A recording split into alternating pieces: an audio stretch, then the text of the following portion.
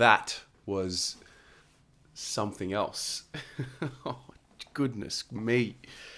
Carlton win by 3 points. 14 goals, 10.94 to Port Adelaide, 13 goals, 13.91. A thriller at the MCG. I cannot believe that. That was one of the more, well, I seem to say it every week. One of the more bizarre games I've been to. Fascinating. Welcome to the Round 5 review. It is Sunday night. I'm filming this Sunday night. I've pretty much just finished the fan cams, and I gotta say, this club, this team, find a way. You just can't script it. The way they do it, even when they win, it's just dramatic. And who would have thought a 50-point lead at halftime was not enough to be confident with that we'd, come away with a comfortable win. It was phenomenal. I redid the whole experience from last year. Now, those of you who were watching the channel last year, you will know that on Saturday, the 17th of April, 2021, I went to the President's Club function, the Carlton President's Club function, as part of the Corey Durden sponsorship. You get one a year. Went there last year. Toxic game. Terrible. Bought the raffle tickets. Bought the margin tickets. All of that. Toxic loss. This year, Sunday, the 17th of April, I said, we're doing it again. We're doing it again. It's the birthday present. Birthday's on the 18th. We've got to do this again. They've got to redeem themselves from last year. And went there with one of my best friends, Stephen, and just had a ball. Met some people on the table, good chat, good food. You'll remember I went to the Doggies President's Club function in round 2, and that was like stand-up, canapes, all of that. Not bad, but the Carlton President's Club function just has a little something else to it. You sit down, 3-course meal, had the prawns there, had the steak there. Then you had this beautiful Easter buffet with chocolates and fondue and just beautiful everywhere. It was great. The beers were good. Then I went and sat with my family, my mum, my dad, my brother. I haven't been to the footy with the family in 15 years. So it was just special. By halftime, mum's telling me how she's going to go buy a Jack Silvani long sleeve Guernsey. It was great. It was just great. It was just good vibes all around. And I thought the first quarter was scintillating. And to be honest, this is the third time this season where I've seen a quarter that we've played and I'm thinking, shit, we're good. We're amazing. It's football for 30 minutes that I say to myself, gee, that stacks up with the best in the competition. We were really good. And I think that the other part about it was in many games this year, we've had one quarter where we've dominated and then sort of held on. Whereas this was different because we kept going in the second quarter and I got so confident. Up 50. Up 50 at halftime. And I sort of sat there at halftime thinking, I'm way too calm. I don't know what I'm feeling. It's so strange. I'm eerily relaxed. We're too good. And I was thinking to myself, it's really early in the year to be feeling like we've done it and we've gone over the hump. And in essence, I was right. We were all right, I guess. I thought Pito being back in the side was a real tick, real positive. And I think today we'll come away thinking and reminding ourselves why Pito's important to the group.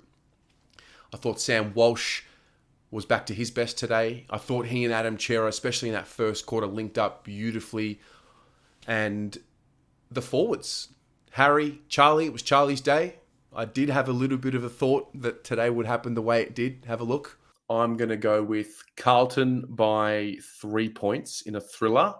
And King Charlie just regains his throne at the MCG. Kicks 5. All right, that. So got a little bit lucky then. But yeah, we get to halftime. I go back to the function, get another beer. Then I'm sitting there and all of a sudden, the Jumper Punch boys sitting on level 2 right there. We're all together.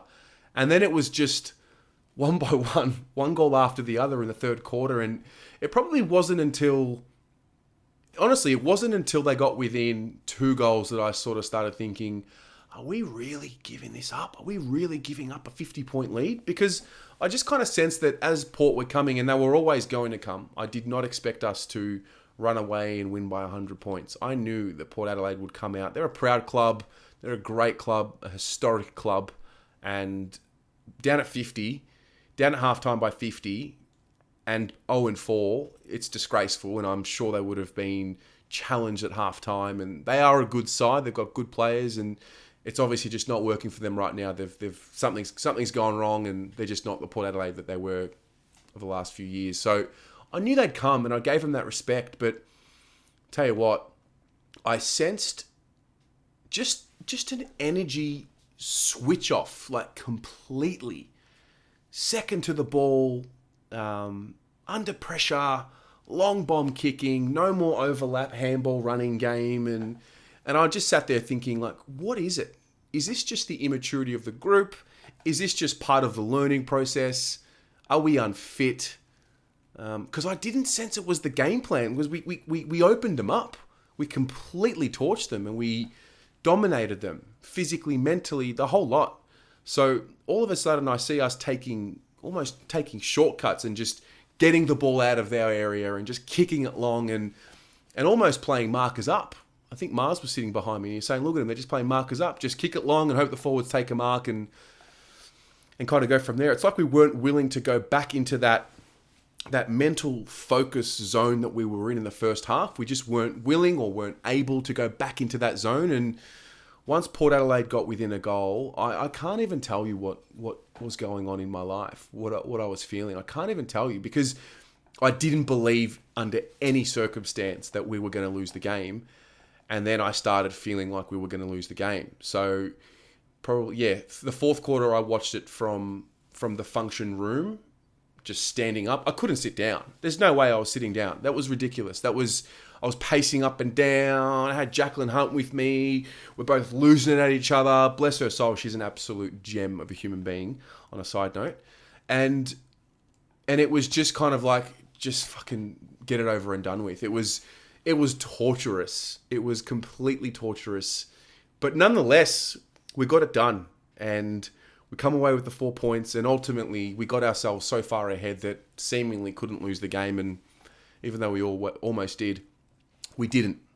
And I think, an hour or 2 hours after the game, once the stress levels really subsided, I started remembering, like, we're 4-1. And look, the same theme that I've said in round one is the same theme that I feel right now.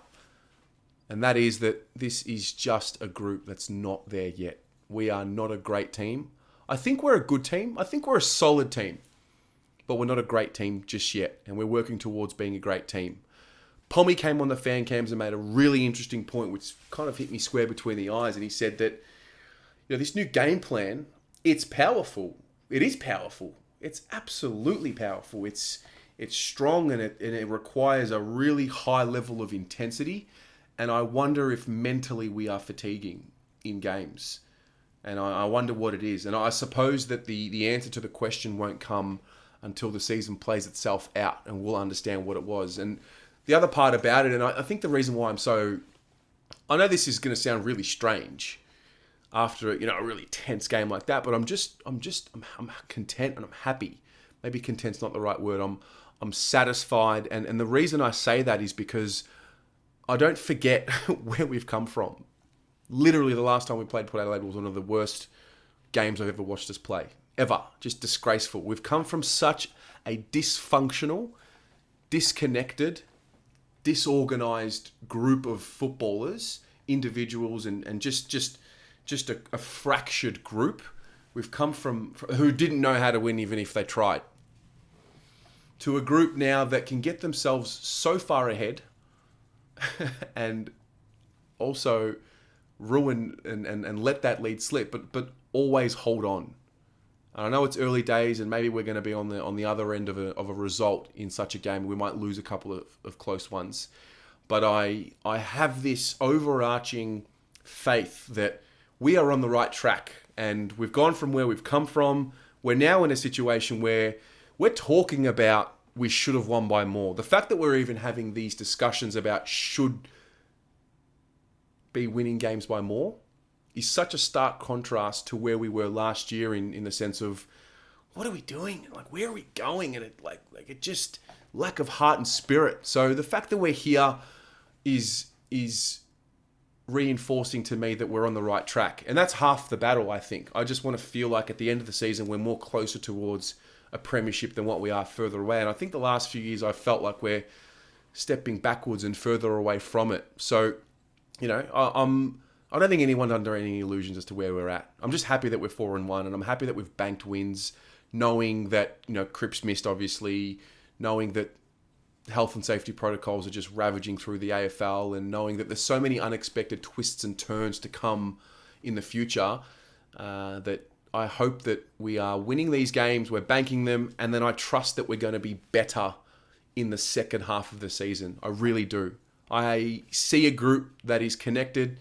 I see a group that when it really, really gets tough, they just find a way to hang on and stick together.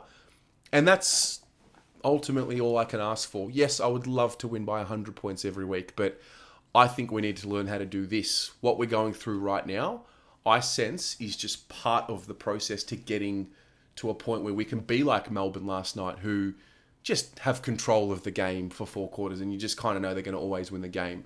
I don't think we've earned that right yet. But I do think we are now starting to see flashes of it coming, and almost, I don't know if this term is something that actually can be used, but learning to win. I think that's what we're doing. Plenty to work on, but overall I'm pretty satisfied with that. Now, the player of the game, goodness me. I'm going to give it to, it's tough. I want to give it to Charlie, but Sam Walsh was unbelievable. I'm going to give it to Charlie Curnow, because he ultimately iced the game for us. However, special shout out to Sam Walsh, because he was phenomenal today, and he was back to his absolute best. But Charlie boy got the chocolates, 5 goals, kicked the sealer when we needed it the most, and I'm just happy for where he's at and where he's come from. Obviously, not forgetting that we didn't have him for a while. So now that Charlie Curnow is winning us games of football again, it's just, you know, I never forget. And I don't think we can ever forget where we've come from. So Charlie Curnow, but I think Sam Walsh was doing a bit. So he will definitely be the doing a bit player of the week. And that's that. I enjoyed myself today. I'm very grateful for today. And again, being at the football with good health and good people and friends and family and supporters alike, and that's ultimately what it's all about. Just a lot of gratitude, and you know, got the 4 points as well. But let me know how you're feeling. Now, if you're watching this on Sunday night, I sense that there'll be a lot of stress still built up, and you'll have a lot more constructive criticism than what you will have had you watch this on the Monday morning. So let me know how you're feeling. Let me know your observations, and I actually want to know, for real, what was it for you in the second half? I asked everyone on the fan cams, what was it? Was it just a lack of energy? Was it a game plan thing? Was it a coaching-led thing? Or was it a player-led thing? Let me know how you assessed that second half fade out and what you think we need to do to make sure that we can mitigate that and not let it happen too many more times, because I don't know how much more we can take of this. The reality is we've got a lot more to take of this, because we've got to still play big teams, top 4 teams, finals games, and all of that. So we'll chat about it in the comments. Enjoy. Happy Easter for those of you who celebrate. And as always, go the Mighty Blues.